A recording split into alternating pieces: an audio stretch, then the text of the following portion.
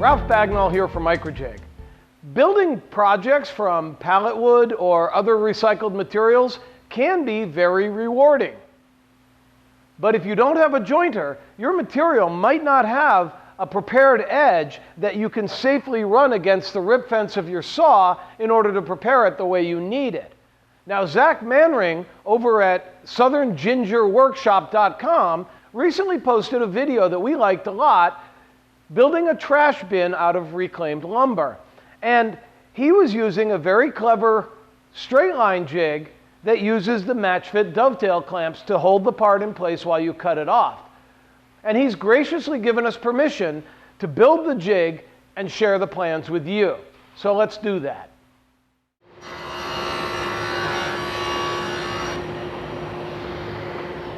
Now I've got my part cut to about 12 1/4 inches wide.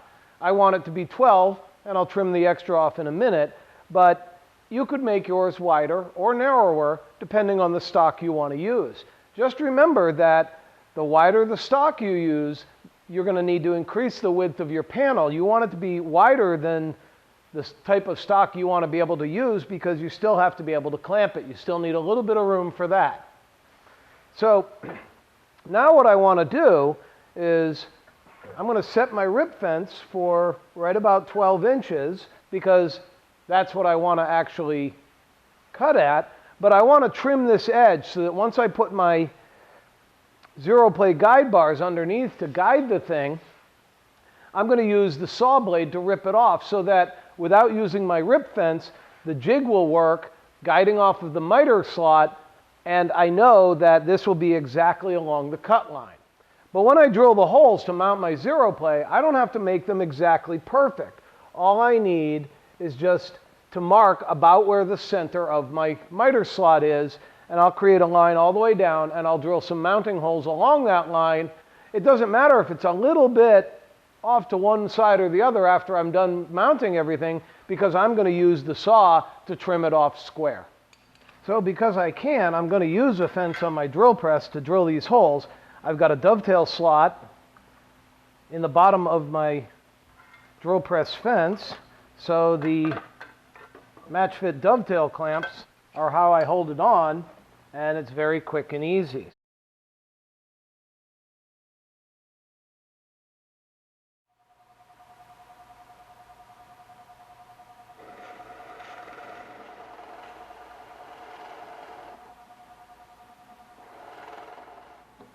And because the screws are 1032, I would normally use something like a 3/16 bit. I'm using one a little bit larger, not quite 1/4 inch. And I'm letting the spur in the center of the Forstner hole guide my drill bit so that I know it's centered.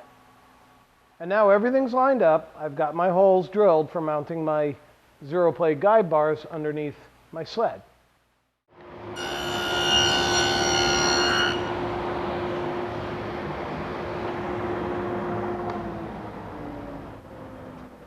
Now, while it's not strictly necessary, I do prefer to cut a relief channel before I mill my dovetail slots, about a 5/16 of an inch deep and 1/4 inch wide. I'm using a box joint set here, but a dado, the outside cutters for a dado set would work well. This just gives me cleaner dovetails with less sanding and cleanup after the fact, and it saves a little bit of stress on the dovetail bit, which helps make them last longer.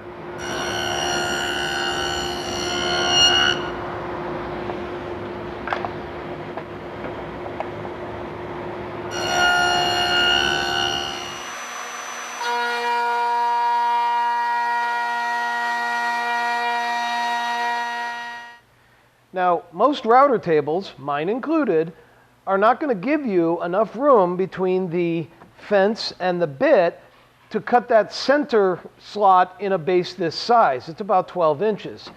But of course, there is a MATCHFIT solution to the problem. A straight piece of plywood ripped nice and clean, a dovetail groove down the center, and I've got an auxiliary fence.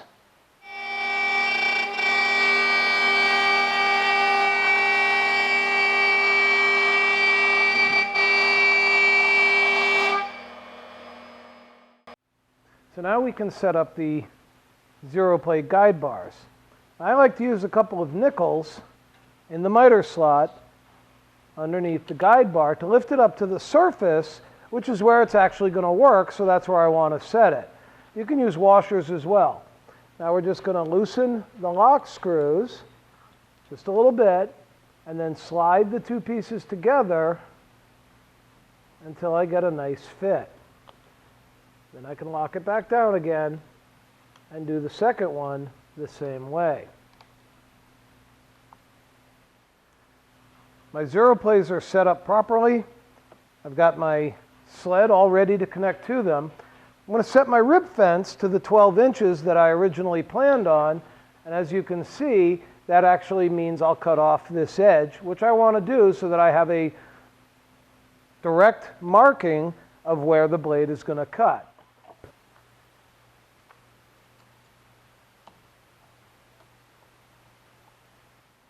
Now with the fence out of the way, I can go ahead and rip this edge off.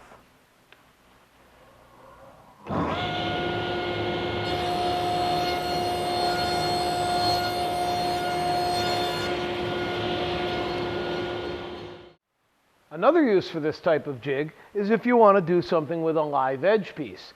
Obviously, this side is completely useless up against the fence. It would be dangerous to try and cut it, but I still need to square and straighten this edge here. So I could do it on the jointer, but if you don't have a jointer, then I can line it up. I can do it square. I can set it to a slight angle. I can do whatever I need to do to get the piece that I want.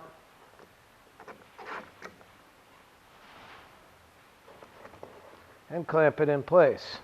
Now I'm being very careful to make sure that the clamps themselves underneath here are not sticking out beyond the base. I can feel right across here and they're not. That would be bad. I can reverse the heads on these if I absolutely needed to, but I shouldn't because I've cut this edge right to the blade.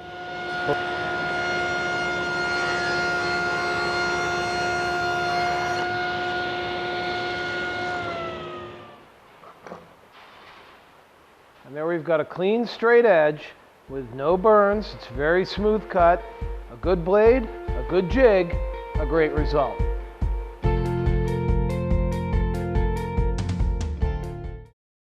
Micro jig. Work safer. Work smarter.